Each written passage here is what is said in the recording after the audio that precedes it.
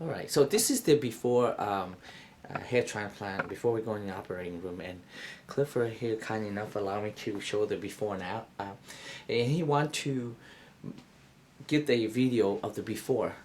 Again, he mentioned that having photos before and then show a video a year later give a very good in-depth understanding of what hair transplant can be done.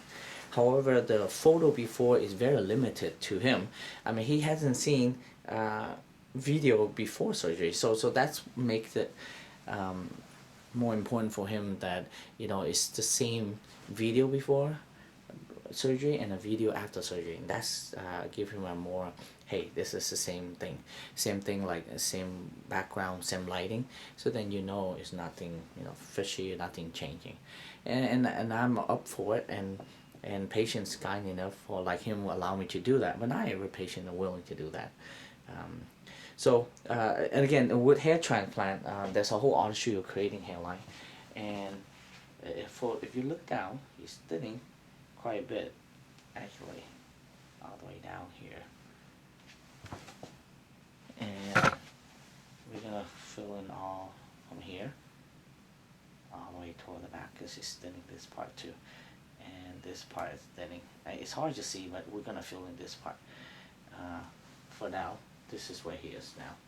And he liked to do a comb over like this, and he's just tired of that, and he want to live and be able to wear his hair without doing a comb over, and just have his hair the way it should be. So we're gonna start from the front, work the way toward the back. Again, for him, it's really important that it's not just the density, but how natural the hairline is, because that's you want to be able to wear that hair for the rest of your life, and you want to be able to walk down the street and sit in front of people, and no one will know you have had surgery. Why? Because the hairline got to be so natural that it fit your face, and that's what separates my work from a lot of clinic is the artistry of the hairline. Again, from the mid eyebrow to the hairline, it's around 6.5 to 7 centimeter for Asian and black, and for Caucasian around 7.5 to 8.5. And the more narrow the face, the more arched back the hairline is. The more round the face, the more flat the hairline is. So when I build the hairline, I base on the ethnicity one, but not just ethnicity. You want to build around the custom hairline for each individual facial structure. So depending on that face, how long it is, and all this stuff, and how narrow that is. And for him, we base on his facial structure, and we start from the middle, and we curve toward the back on the side. He actually had one straggler here right there, so kind of give us a clue to where it was. And so after I finished building it, then we do the measurement, make sure both sides are even. And when the measurement came out to around, from the mid eyebrow to the hairline, it's around 6.75. So that fit exactly within 6.5 to 7 centimeter. And of course, there's someone can be on the other extreme side beyond that, but at least he fit. And if proportional, a third and a third and a third of his face. And again, it's slightly arch up. And once we get the shape down, we will talk about the zigzag, because there's 4 types of zigzag. And I've been talking about the zigzag for 15 years. It's important to have an understanding what type of hairline you want. The soft hairline has a bigger zigzag, and that one looks very natural. It doesn't draw a lot of attention, but the downside is the density will be less. It looks less, although the growth percentage are the same.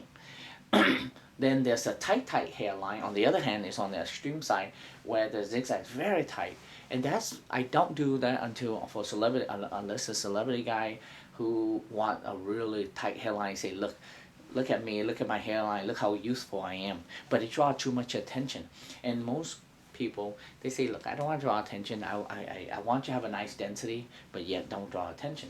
So that's why we have medium and medium tight.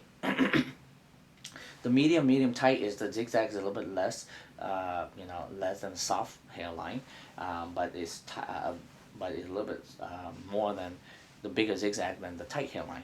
And so the guy with the thin hair tend to go with medium tight, because we want to push the limit of the density and without drawing attention.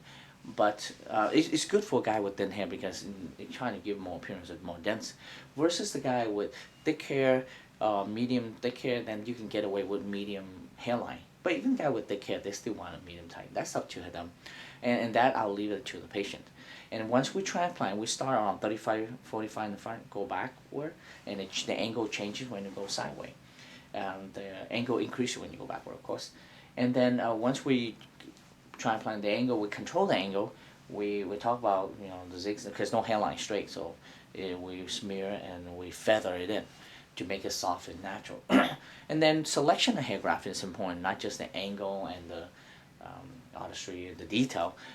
We transplant rows and rows of single hair graft in the front. In the past, we talk about, and after that, we put root to go 2 hair, 3 hair, 4 hair. But nowadays, after root to go single hair, some people say, hey, let's make it look dense in the front. So we mix 3 and 4 in the front with the 2s. That way, it will bring more density up front, like the wall of hair. And then we do a mix 2 and 3 and 4 in the back. So nowadays we do those more mixing, and because we find out that it's a little bit more uniform and look better, and we don't have that gradient of soft hair and then weak density and all stuff. So we have soft hair and then density start from there. It looks really natural, and then that's where we are. And so this is around. We're gonna start from the beginning, and we're gonna another film a year later. Thank you.